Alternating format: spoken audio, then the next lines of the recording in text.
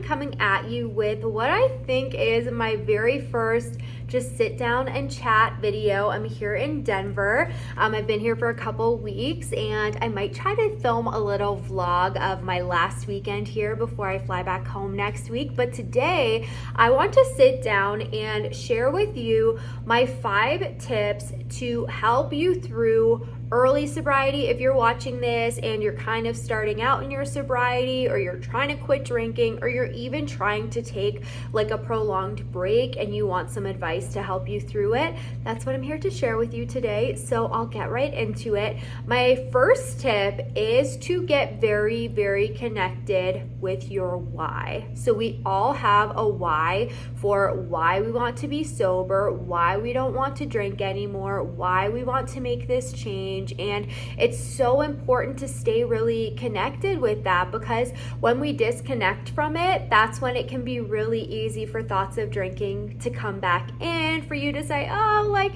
you know what, maybe I had fun, maybe I could just have a couple. So stay really, really connected to your why. And when I first started out on my sober journey, I downloaded an app called the I Am Sober app, by the way, not an ad, but it's totally free and it's a great day counting app. But when I started out, they have a section where you can write in your why. And so I still have that app on my phone. So if I need to know my day count, I can open it up. And my why that I entered when I very first started is still in there. And I said something like, I don't want to wake up feeling so anxious anymore in the morning. I don't want to wake up in a panic and reach for my phone and check who I drunk texted. Like, I want to be able to learn how to have fun on my own again, rather than relying on alcohol to feel good. And what's really cool about connecting with your why is that as you move along in your sobriety, your why will start to grow. Like, it changes, but it also grows, because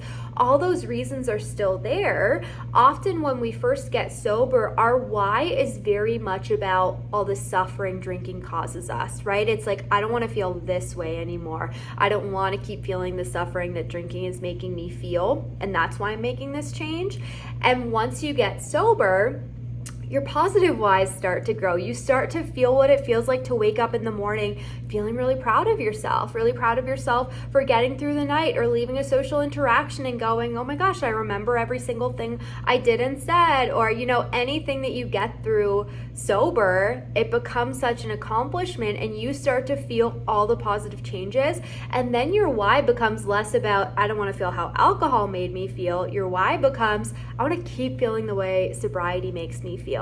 And so it's important to stay really connected to it at first, and then to keep evaluating it as time goes on, because all those initial reasons will still be there, but it will keep growing. So number 1, first and foremost, especially if you're just starting out, connect to your why, because it's so important to keep you going. And then that leads perfectly into tip number 2, which is to write everything down. This is one of my favorite tips for anyone who's trying to quit drinking, because the thing is, when we stop drinking alcohol and a bit of time goes by and we haven't felt the effects of alcohol in a while, we haven't experienced a hangover, we haven't experienced anxiety, we haven't woken up the morning after blacking out and we're full of regret and shame and all of that.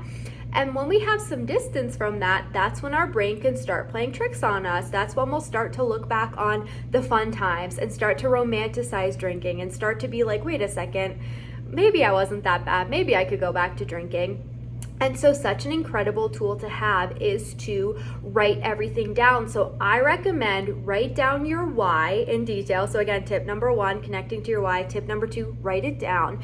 And I think it's always a great idea. Like, pen to paper is awesome, but writing it in a note on your phone so that you always have it handy. Like, if you're out for dinner and someone's ordered wine and you're like, oh my God, that looks really good right now, then you always have it. It's like a tool that you have in your pocket all the time. So write down your why in detail. Also write down in detail how drinking made you feel in the aftermath.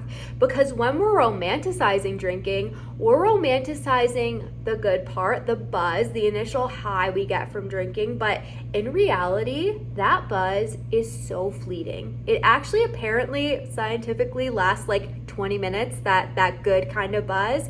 That buzz is fleeting. The effects of drinking are not, right? Like the shame, the regrets, the anxiety, the hangover. Hangovers get freaking worse and worse as we get older, right? So any good feelings you get are fleeting, but the bad feelings follow. And so really connect to, how did I feel the morning after drinking? What mental state did I wake up in? Did I wake up feeling really anxious, feeling really low, not feeling good about myself? And you need to really come back to that reminder, right? That's that sober tip, playing the tape forward when you're feeling tempted to drink, is coming back to, okay, rather than romanticizing this initial buzz, I need to play the tape forward to how I would feel afterwards, because that's the reality of it. Those two things are a package deal. You can't have that good buzz without feeling the effects of it after, especially if you're someone who struggles to just have one or two drinks, right? So writing out in detail how drinking made you feel will be a very good truth reminder if you find yourself romanticizing alcohol. And the third thing I recommend that you write down, which I swear saved me in my early days, and it's not a fun task, but writing out a list of all of your worst drunk regrets, like worst things you've done drunk, your drunk shame stories, things that you woke up in the morning and felt so much regret and embarrassment about.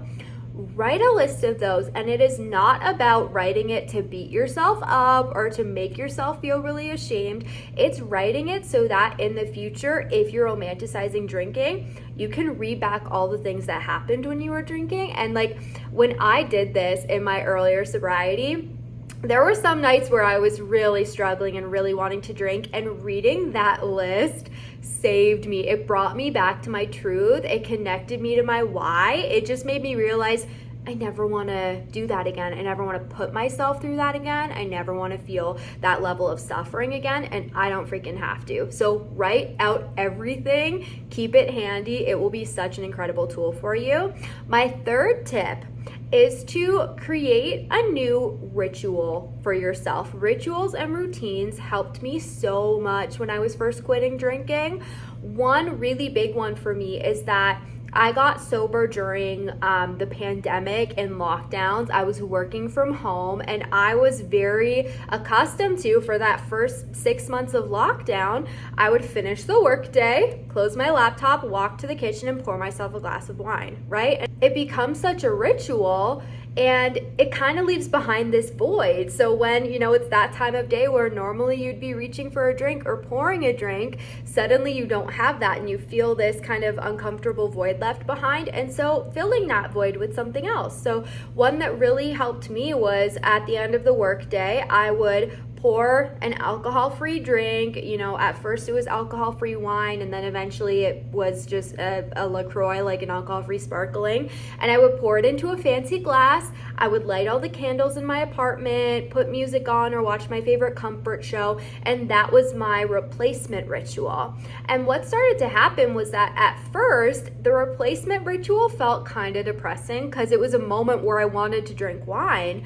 But eventually, the ritual itself became something that I looked forward to so much, and it became this like special part of my day that I really loved. So if you're noticing this void of, this is where I'd normally be drinking, and it was this ritual and this thing that I looked forward to in my day or in my week, replace it with something else. And it doesn't have to be a drink. It could be anything. It could be going for a walk. It could be watching your favorite comfort show. It could be doing some self-care. It could be calling a friend. It could be walking to a coffee shop, like anything that feels good, but just being very intentional about replacing it with a new ritual that you can have to look forward to and that you can do when you're feeling pulled to drink alcohol. My fourth tip is to fill up your time. What you might notice in sobriety is that you might have a lot of time on your hands, because the truth is that alcohol sucks up a lot of time and energy in our days, whether it's the time we spent drinking or whether it's the time we spent hungover recovering from drinking.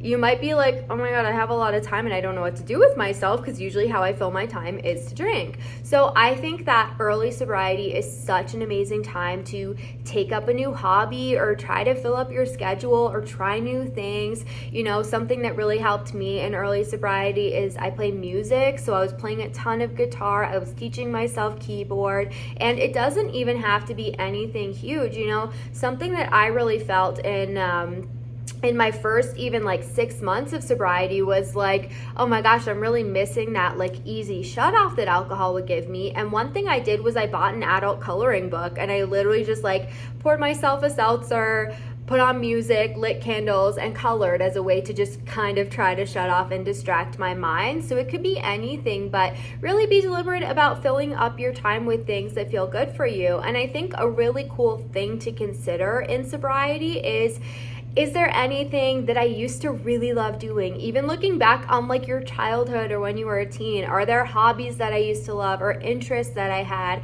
that once I started drinking, alcohol became my source of fun, and so I kind of stopped doing those things? Early sobriety would be a great time to pick that back up. Or is there something that you've always really wanted to do and really been curious about, but you've never done it because again, you just like didn't have the energy or motivation or time because you were drinking? This would be a great time to learn something new. And the cool thing about throwing yourself into like a hobby or something new is that it can be very all-consuming, which is kind of what we need when we first get sober, because alcohol can leave behind such a void for us, right? So definitely fill up your time. That could also be making sober plans with friends. That could be planning brunch and coffee dates instead of, you know, making plans for the evening. That could be asking a friend if they want to go for a walk. That could be trying a new class. That could be trying a new sport or activity. That could be going to a sober meeting so you can meet other sober people. There's so many things we can do to fill our time. Also, like trying, if you're a crafty person, you could try doing a new craft. You know, my sister Cassie's sober. She took up knitting and tennis lessons. Like, it really is a cool time to kind of go all in on like, okay, let me relearn what I really like to do now, and maybe I'll discover something that I really love that I wouldn't have known that I do, right? Okay, I can't remember if in the beginning I said I had 5 tips, but I just thought of another one as I was talking, so I'm gonna add it in right now, and that is to like consume a lot of sober content. This helped me so much in my early sobriety, and even when I was like contemplating quitting drinking. I mean, you're here watching this, so that's a great start, but there are so many sober Instagram pages, there are so many sober podcasts, there's Quit Lit, books about getting sober. I devoured Quit Lit in my early sobriety. 2 really great books you could read are This Naked Mind by Annie Grace and The Unexpected Joy of Being Sober by Catherine Gray. Those are both really amazing. Of course, you can always listen to my podcast, Happiest Sober Podcast, and follow me on Instagram at Happiest Sober. But there's a whole community out there, and like we get to have power over what we see and what we're consuming. So if you have, you know, accounts on social media that are constantly kind of glamorizing alcohol, maybe mute or unfollow those and go follow a ton of sober Instagram accounts that are going to make you feel inspired to see what's possible in sobriety and what life can look like without alcohol. My next tip is this is always one of my top tips and I love it, is to get comfortable with being uncomfortable. And let me say, so when I first started trying to quit drinking, I did not get it on my first try. It took me a few tries, and it was this back and forth process. And what I noticed was that, you know, what would happen is I would feel really motivated starting out, like coming off of drinking, being hungover, and I was like, oh my God, I'm done. I can't do this anymore. And I would start and I would be really motivated. And then kind of like 2-3 weeks in, that's when I would start to be like, oh, I miss it. And maybe it wasn't that bad. Maybe I could go back to drinking. And I would really want to drink. And then I would just let myself drink. And that happened a few times. And after the last time, I kind of had this light bulb moment where I was like, if I'm going to stay sober, I'm gonna want to drink. There are going to be times where I am going to really want to drink and it is going to suck to not drink in that moment.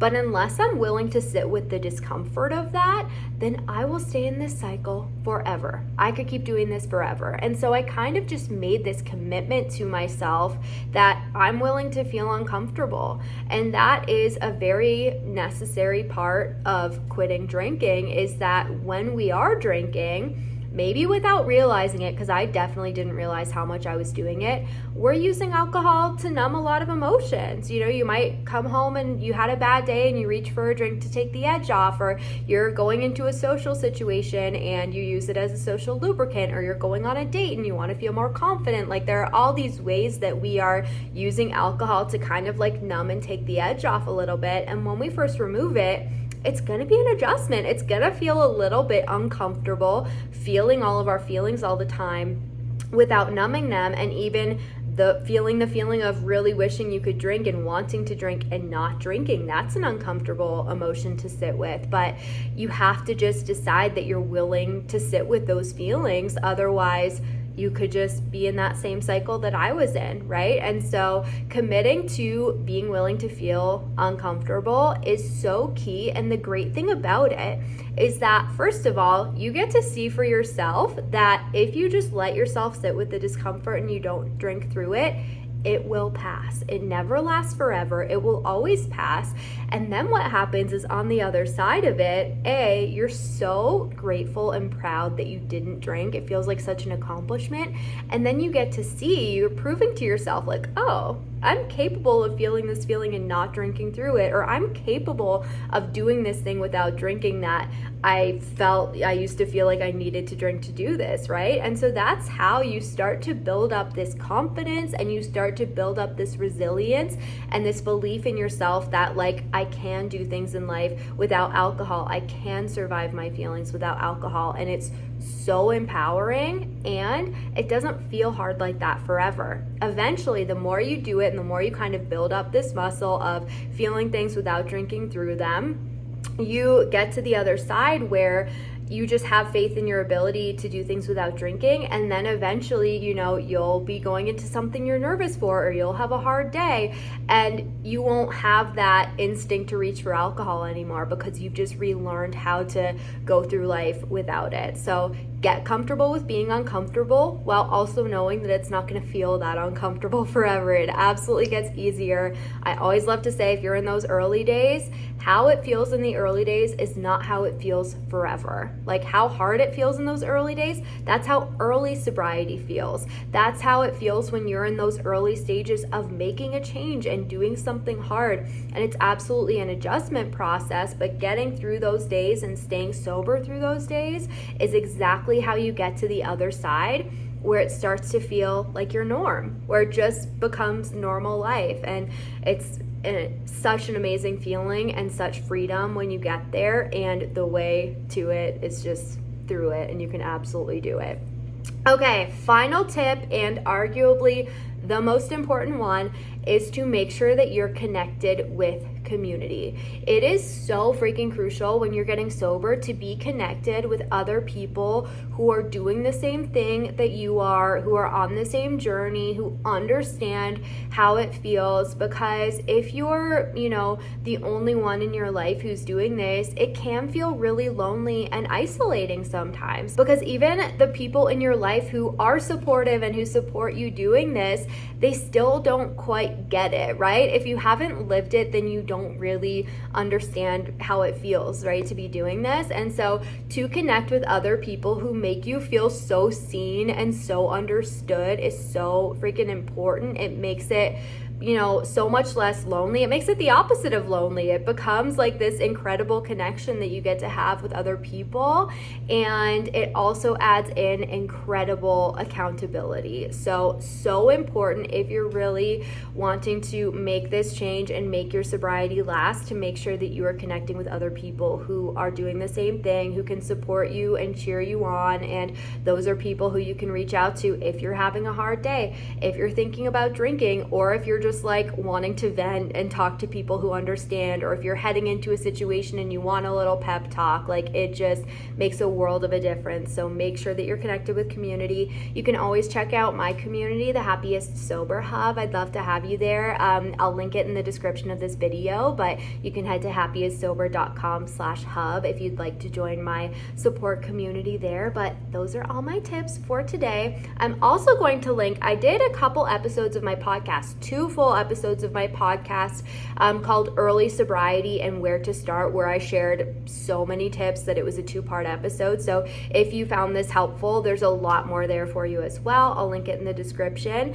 Thank you so much for watching. I'm cheering you on. If you're just starting out in your sobriety, you can do this. I'm very excited for you because amazing things are ahead when you freaking commit to it and go for it. So super proud of you for being here, and I will see you in the next video. Don't forget to subscribe to my channel. Bye.